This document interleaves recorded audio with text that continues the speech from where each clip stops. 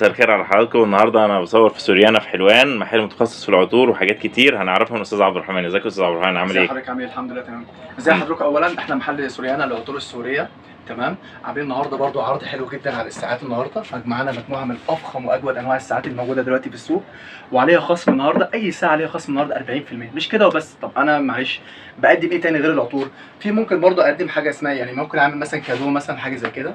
في عندي طقم زي كده مثلا حريمي، لو انت عايز تجيب حاجه لاخت حضرتك، والدتك، زوجتك مثلا. عباره عن ايه؟ بيكون يعني بوك، محفظه مع سلسله مع ساعه مع سبراي. طبعا في اكتر من كذا اوبشن، ممكن تختار، مش شرط هي شكل واحد، ممكن تختار اي طقم انت عايزه. وطبعا العرض برضه شغال لحضرتك، خصم 40% عليه. طب خلصنا العرض لحد النهارده؟ خلصنا يعني ده محتوانا بس؟ لا طبعا مش كده طبعا. وعندي برضه مجموعه من افخم انواع الازايز الاوريجينال، يعني مطابقه للاوريجينال بالظبط في الشكل يعني.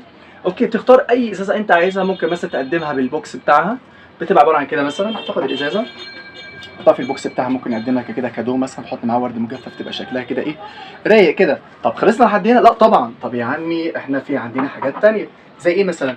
لو حضرتك بقى عايز تاخد حاجه افخم شويه، ممكن تاخد طقم زي كده مثلا. طقم ده طقم ميرور، عباره عن ايه مثلا؟ بيكون معاه 100 مللي مع بادي سبلاش مع ازازه تستر صغيره كده خفيف. طب هو معلش هناخد الطقم كده لوحده؟ هقول لك لا اكيد لا طبعا.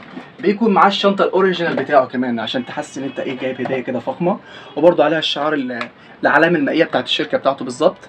طيب ده بالنسبه للرجالي. طب والحريمي؟ هننسى يعني الحريمي؟ يعني اكيد مش هننسى الحريمي يعني برضه.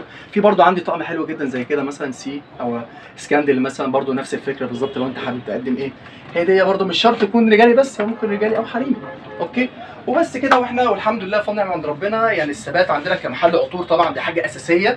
والحمد لله فضل نعمه عند ربنا، شغالين بخامه نكسب بقى الزبون، يعني مقارنه بالبراندات الثانيه احنا اقل منهم سعرا، بس خامه طبعا الحمد لله خامتنا ممتازه جدا، وتشرفك باذن الله، كانك تستخدم حاجه لنفسك تجيبها هديه، حاجه تشرفك جدا طبعا. وطبعا الناس اللي بتسالني عن عنوان ما يتوهش، شارع منصور امام ابو مازن السوري. ايوه انا ما يتوهش، ومستنيكم باذن الله ان شاء الله، ونورتوني.